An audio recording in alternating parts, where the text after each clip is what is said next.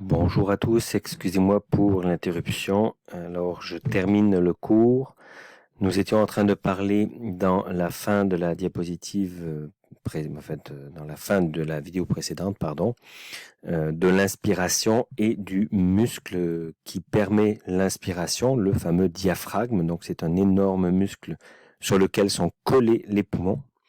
Et lorsqu'il se contracte, donc, il tire les poumons vers le bas. Ça crée une dépression dans les poumons, nous y reviendrons dans un prochain cours, et l'air va rentrer tout simplement. Alors il y a des muscles dans les côtes qui vont travailler en même temps, qui vont se contracter pour tirer les côtes vers l'extérieur, vers les bords, pour augmenter le volume thoracique, pour permettre à l'air de rentrer aux poumons, de se gonfler d'air finalement. Alors l'objectif, c'est de faire rentrer l'air qui contient du dioxygène, bien sûr. Ce dioxygène, comme on l'a expliqué précédemment, il va rentrer dans les globules rouges, donc dans les alvéoles pulmonaires, il y a des échanges qui vont se faire. On va opposer donc l'inspiration à l'expiration. L'expiration, c'est lorsqu'on fait sortir l'air des poumons vers l'extérieur. Alors, à ce moment-là, le muscle du diaphragme se relâche, donc il s'agit d'un relâchement musculaire au niveau de l'abdomen. Et les muscles intercostaux, donc les muscles qu'il y a dans les côtes, vont se relâcher également, ce qui va refermer la cage thoracique.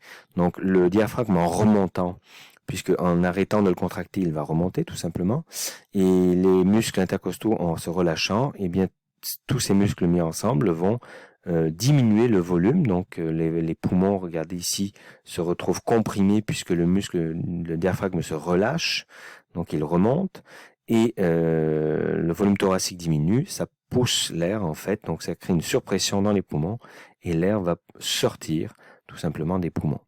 Donc l'expiration, c'est le moment où on fait sortir l'air de nos poumons, et cet air contient pas mal de dioxyde de carbone, puisqu'il y a eu des échanges dans les alvéoles pulmonaires. Alors je dis pas mal, parce qu'en réalité, il n'y en a pas tant que ça.